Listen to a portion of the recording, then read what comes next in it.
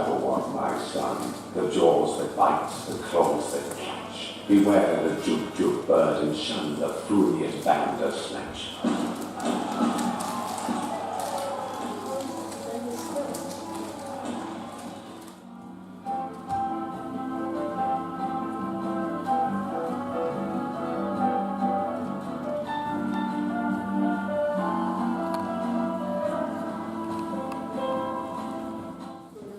Okay, thank you everyone for being here. I'd like to say thank you, hello Natasha, to Natasha Cruz-Bras for hosting the event. And I think it's a start for all of us again to join our strength and do something. But it should be great to hear from other people. So I'm thinking about Victor Fraga, who can talk a little bit about the film. Victor is a film journalist. We have as well, we're talking about Loris Matias, that is an artist here. And through his art, he's a splendid political activist. And if Dave wants to join us as well, Dave Niforti, yeah. And anyone is welcome. It's remarkable that the reactionary establishment during the so-called democratic period embraces these films with a revolutionary message. So I think in a way they are saying sorry, or they are trying to seem more liberal. But things are changing in Brazil. Our democracy is deteriorating extremely quickly. So the likes of Globo are responsible for the coup d'etat, and ironically, Gabeira, who wrote the book himself, 4 Days in September, O Que Isso Companheiro, has supported the coup. So politics in Brazil have become very unpredictable. A lot of people don't call him Gabeira anymore, call him former Gabeira. When they refer to the good Gabeira, they say the former Gabeira. Because it's like a different person to imagine someone who is spearheaded, had such revolutionary guile, now moving so abruptly to the right. So so it's very important that I'm very glad you've come and you've watched this film. The message is still very accurate. There's torture in the film, there's football in the film. We are in the middle of the World Cup, so that's all very relevant. Don't forget that the presidential candidate, Bolsonaro, who is in second place behind Lula, is a champion, is an advocate of torture, is an advocate of the military regime. He has said that the biggest error of the military regime was torturing people but not killing them, that for the military regime to work, they should have killed at least 30,000 people. Those were his words, and that's the man behind Lula and the polls. How do you see Brazil now? How do you think, Lula being arrested? What is the... Okay, I'm going to put it this way. Mm-hmm. You have your traditional party sides, but then in addition, you may have your corporate side, which is so powerful enough that it can almost be a party in its own right, even though it does not maybe put forward electors directly. No, candidates directly. They'll support whatever suits them. It doesn't matter what the others are labeled. And the establishment may overlap at least partly with the corporate world. And in addition, you have to include the legal establishment and anybody else that is really serving the corporations. And may even you have to put tentacles into the judiciary. How neutral, how independent is the judiciary? I'll leave it there. The film seems to crystallise, from a discussion that was going on earlier, that whole kind of issue of post-colonial politics in some ways, because interestingly, America was mentioned. America had its own problems. Well, that's true. The subjugation of the Native American peoples and the imposition of effectively a type of European order on a very different country and very different native traditions. But there was that imposition on South America, on former cultures that have been there as well.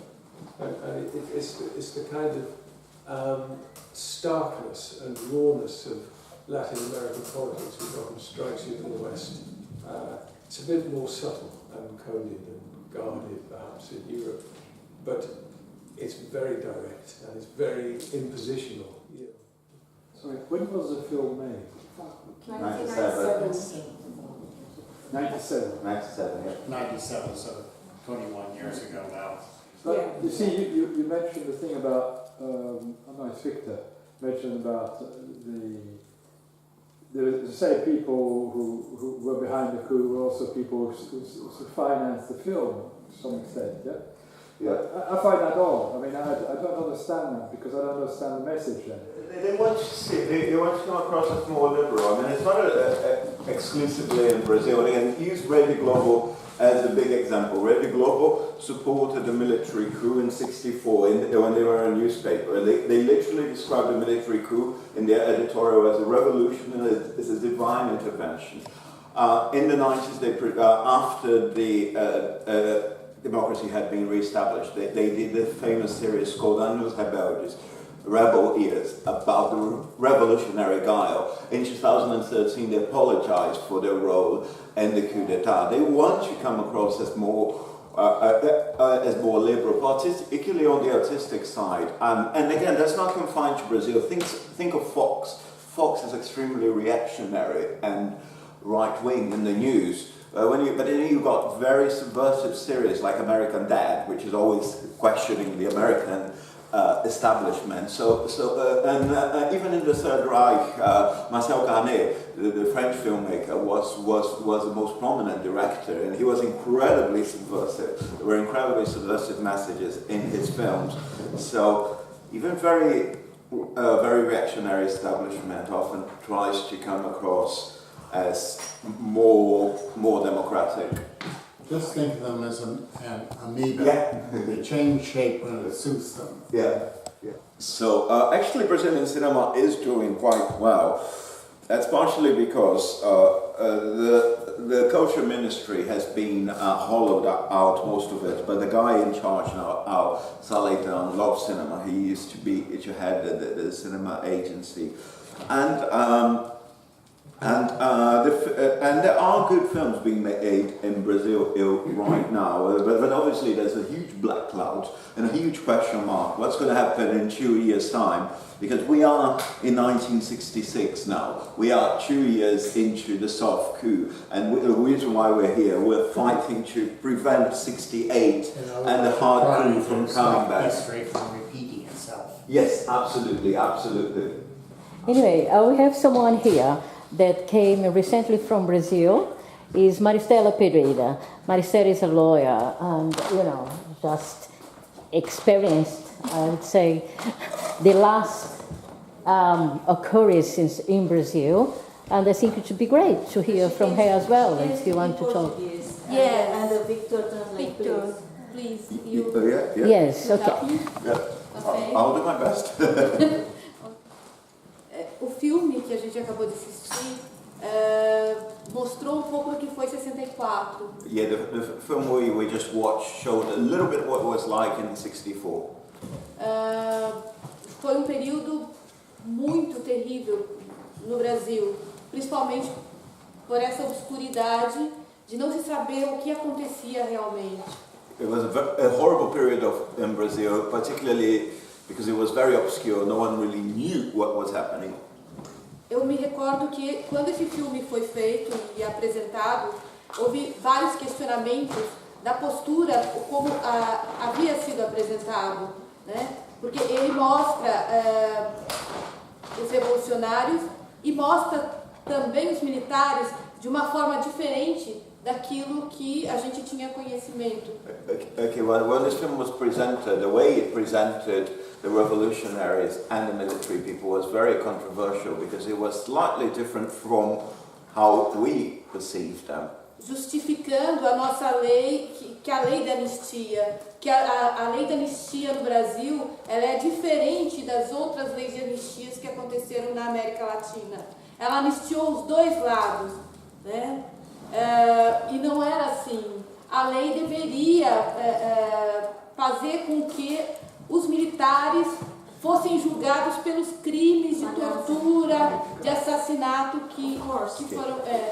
Well, and that's justified by our amnesty laws. Our amnesty laws were a bit different from other places because they gave amnesty to both sides, and so the military was never tried for their horrendous crimes. Nesse filme mostra dos militares com uma certa consciência daquilo que ele estava fazendo. This film shows one of the military people feeling a little bit conscious about his social conscience. Sim, e essa discussão como se justificasse a lei de anistia no Brasil. And that helped to justify the amnesty law in Brazil. So, basicamente você está dizendo que porque ele é bonzinho, então merecia ser perdoado. É isso? Isso, e porque há vários casos de militares que dizem que estavam cumprindo ordens. Yeah. So what she's basically saying is, because they're portrayed in a good light, that helps to justify the fact that the amnesty law forgave them. That they were actually, in a way, nice people. Just following orders, the old Nuremberg excuse. Mas realmente o que aconteceu foi que muitas pessoas foram torturadas e mortas. E não houve esse arrependimento. Que até hoje é traduzido. A lot of people were actually tortured and killed, and there were no regrets. These people did not seek to redeem themselves. Então a gente não fez o trabalho de casa no Brasil. A gente não apurou todos esses fatos. Não descobriu quem são os culpados. A Comissão da Verdade foi muito pífia nessa história. Apesar de levantar muitos documentos, não conseguiu ter efetividade. Well, we haven't done our homework properly. The Commission of Truth was very timid. Well, honesty, in my opinion, is a very important thing in society. However, we have not had, like South Africa, a process of true reconciliation, which actually were doing a process of reparation and transformation. I went to a seminar in Oxford not long ago where actually that was the question. They said Brazil is, and the police here went as consultants to the Brazilian police just after the military coup and the dictatorship and said if you just leave things as it is, they are likely to repeat themselves. So the police here had an idea that was not for us to just let it pass by, but actually have a process like South Africa of reconciliation and truth where people really are able to change and make a process of reparation. So obviously it's important, but it's accompanied by an understanding and a reflexivity process for transformation, which we still do to create in Brazil. Yes.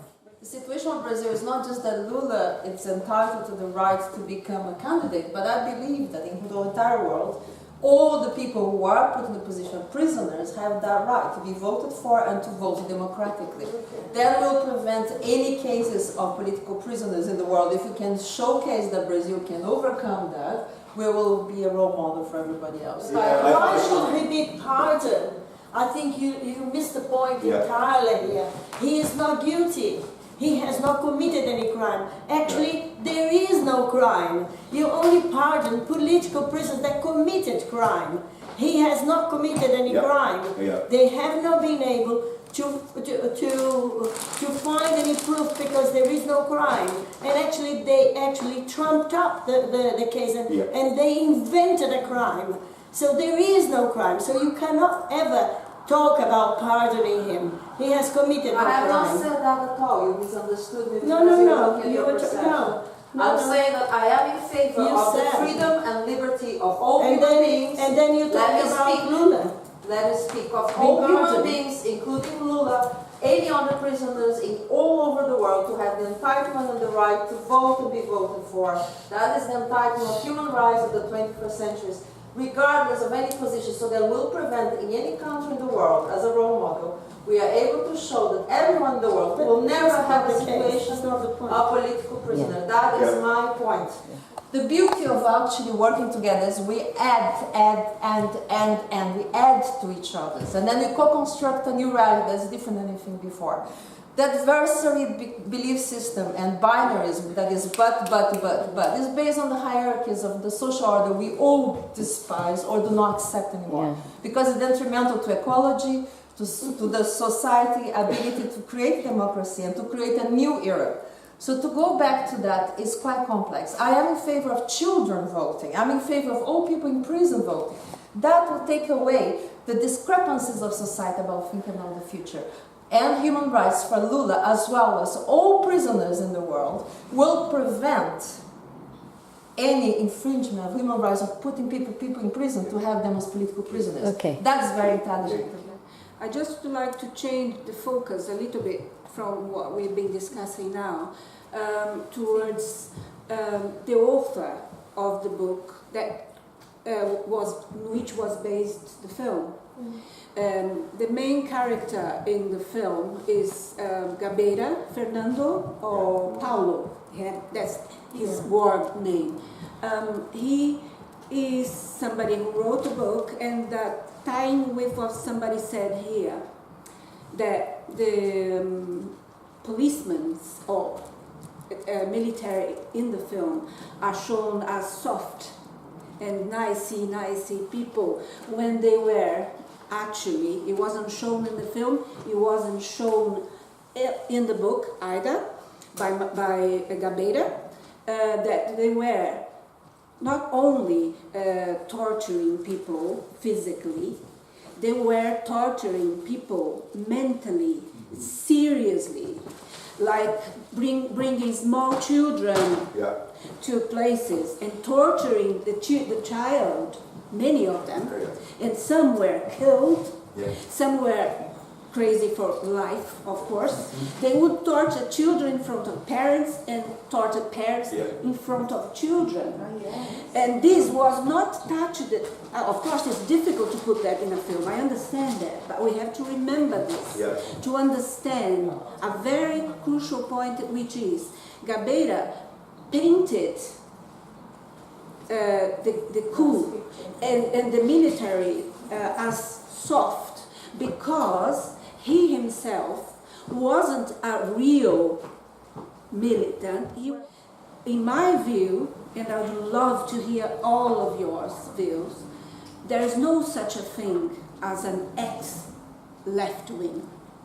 You may have an ex-right wing sometimes that come to conscious, but there's no such a thing as an ex-left wing. Unfortunately, I tend to disagree with you. A lot of people who are left-wing in the 70s and in the 80s in Brazil and in Europe have moved towards the right. My father was a communist in the 70s and the 80s. He now supported the coup. A lot of people who are communists, a lot of the students of the revolution in 68 in France are now Marine Le Pen supporters.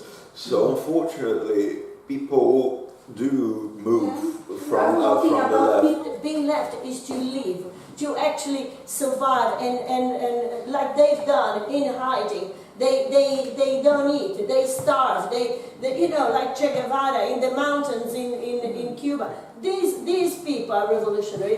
These people really live their ideals. These are the people idealistics. They just want power, really. They just want power. When they get there, they do exactly the opposite. I am definitely very firm in my position because I am pro-democracy.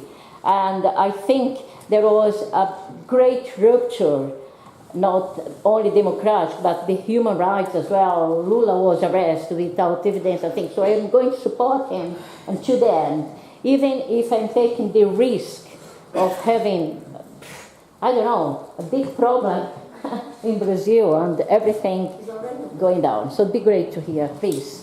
Bom, assim, falando como advogada e advogada do PT, que acredita, né, que esse processo todo é um processo político. I'll speak as a lawyer, and as a lawyer of the Workers' Party, this is a political process. This is a political trial. Não existe provas dentro do processo que culpa o Lula de qualquer compra ou de qualquer envolvimento dele com esse apartamento pelo qual ele está respondendo como dono. There's absolutely no proof whatsoever that Lula is the owner of the apartment, the flat, for which he's being charged. Essa Lava Jato, a forma como ela tem tratado o processo, está indo totalmente contra a nossa Constituição e aquilo que a gente que é acostumado a estar lidando com o processo se utiliza dentro da justiça. The car wash investigations are completely subverting the Constitution. The car wash investigation is the name of the broad-ranging investigations. Hoje não temos mais segurança jurídica para a defesa de qualquer cidadão brasileiro, porque se o juiz ele tem que ter provas, não só provas testemunhais, mas ele precisa ter provas documentais e provas consistentes para condenar qualquer pessoa. O caso do Lula não existem provas e o juiz, como ele disse, ele tem plena certeza de que o Lula é o dono. Não existe. Isso o juiz nunca poderia fazer. Okay. The judge is completely certain that Lula owns the flat. However, there's neither soft nor hard evidence. There's no circumstantial evidence. There are no documents whatsoever. So there's no judicial safety in Brazil for Lula, let alone for the average person. There's no safety in the judicial system because it's simply based on what a judge thinks. It's about the responsibility of a position as a president. Like if you're a manager of a company and something happens in the company, maybe you're not there, you didn't see, but because you're the manager, you're going to be questioned. That's good enough. So like Tim, in that sense, she was the president. It's very interesting. So if she didn't know, she should have known. No, we're not talking about you.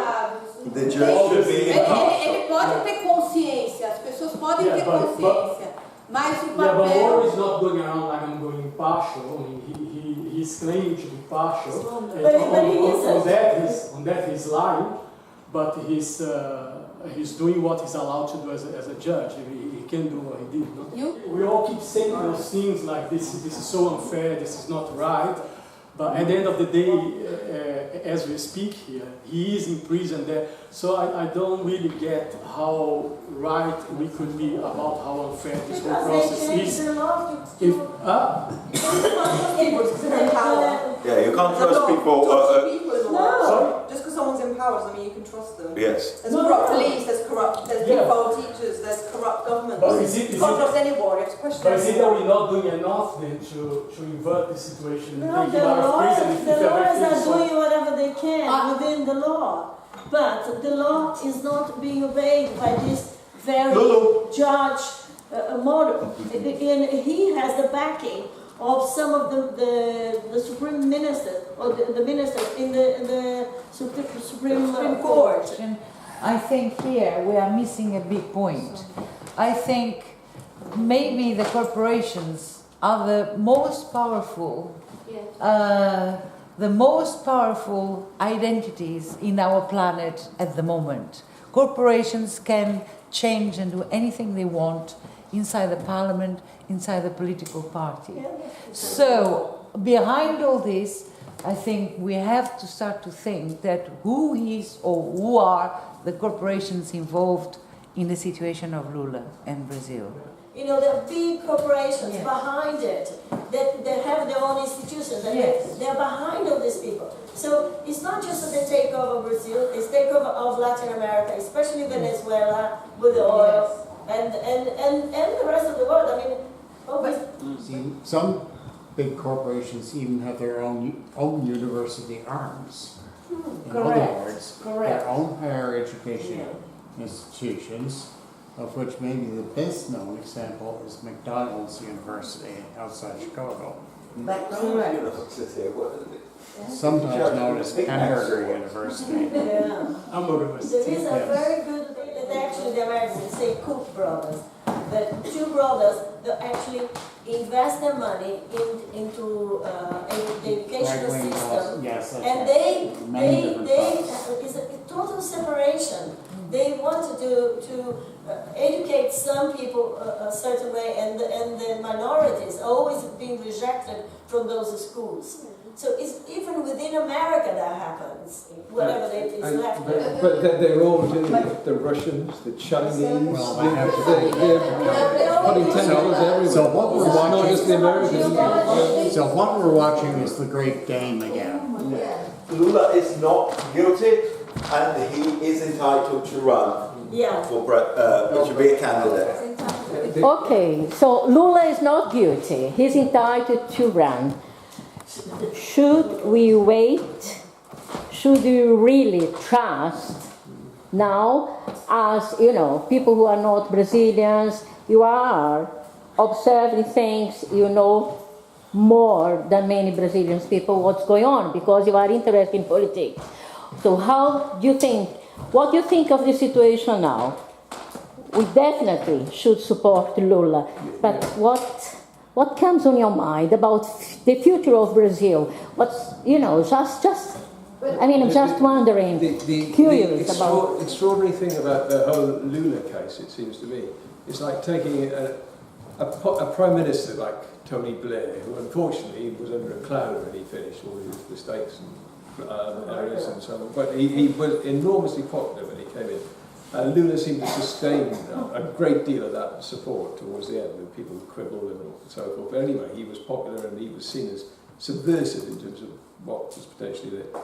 So, outside of that aside, it seems remarkable that these charges have been forced upon him. It's as though Blair had been implicated in some holiday home, a timeshare allotment sort of scam. And now they said, right, 12 years in prison, Mr. Blair, for unknowingly having funds into your real estate. Your party's accounts and somehow benefiting from that. And you think, what on earth is this? This is nonsensical. But this seems to be what's happening in Brazil. And you think you're rushing it through, and somebody was perceptibly saying it's the judiciary are old families. They're going back to the conquistadors and beyond. So it's this tradition of coercion and entitlement, which really is underlying it all. And you see a man who's come very much from grassroots, worked his way up, a man who seems to have great integrity from what I can see,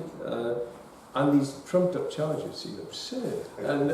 And with this compression of time now, where you have elections at the end of this year, I can entirely understand why Brazilian people are feeling disenfranchised. Yeah.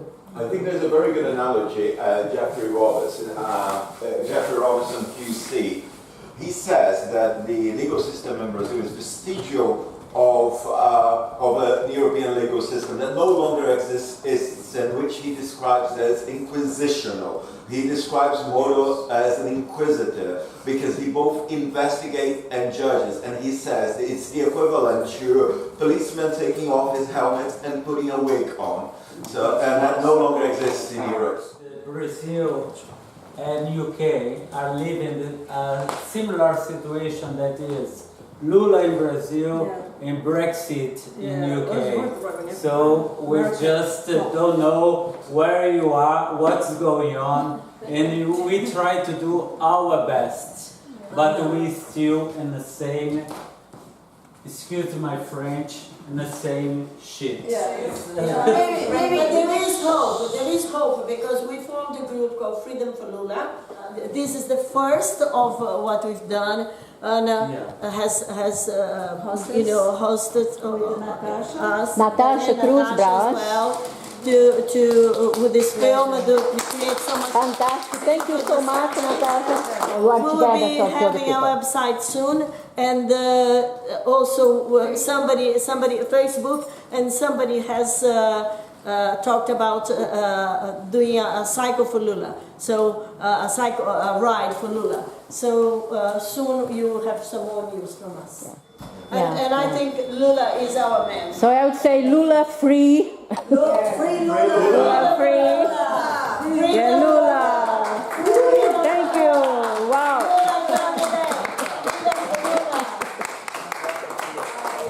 See everyone soon. Bye.